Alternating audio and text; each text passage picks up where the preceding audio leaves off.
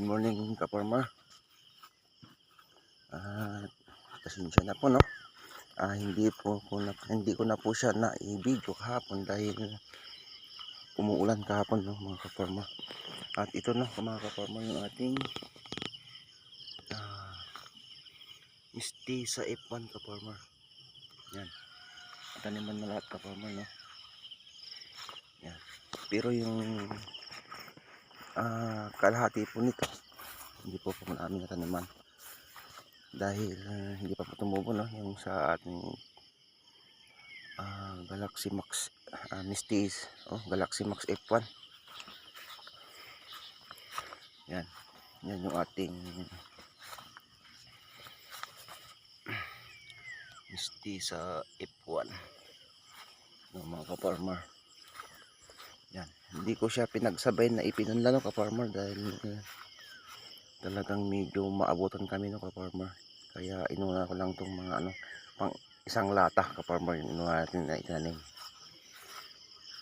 ka-farmer. Yan ka-farmer.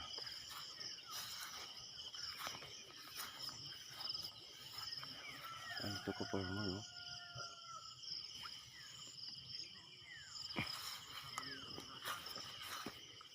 Yan, ka-farmer.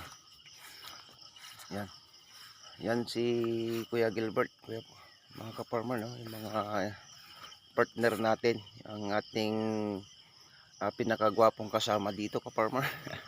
Yan.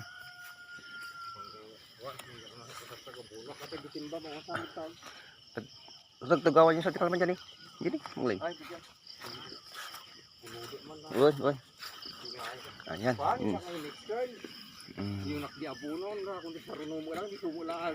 Oy, yan yung kasama natin. Hindi siya makapasok, no, mga ka-farmer, dahil pupunta rin sa palayan niya at mag-aabono, ka-farmer, sa palay. Yan, ka-farmer, yung mga ilalatag natin, no, ka-farmer, para dito. Yan, ka-farmer. Yan, kasamahan natin. Dito, ka-farmer, may mga tanim na.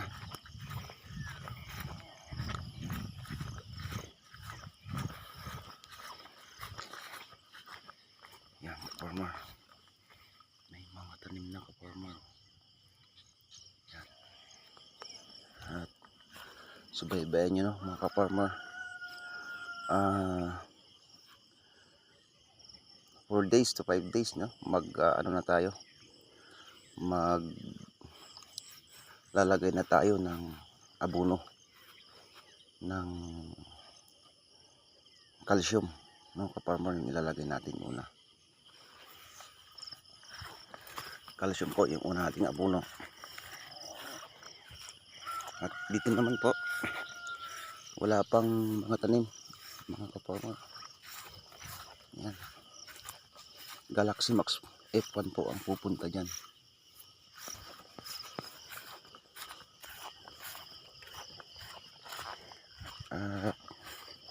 Hindi ko sila pinagsabay, ka-farmer, dahil sa medyo kulang kami sa oras. At pagkatapos namin nito, yun naman ang isusunod namin, ka-farmer, sa kabila, para hindi kami maabutan, no, ka-farmer.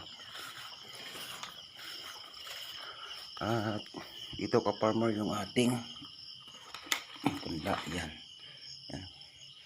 magsisimula na, ka-farmer.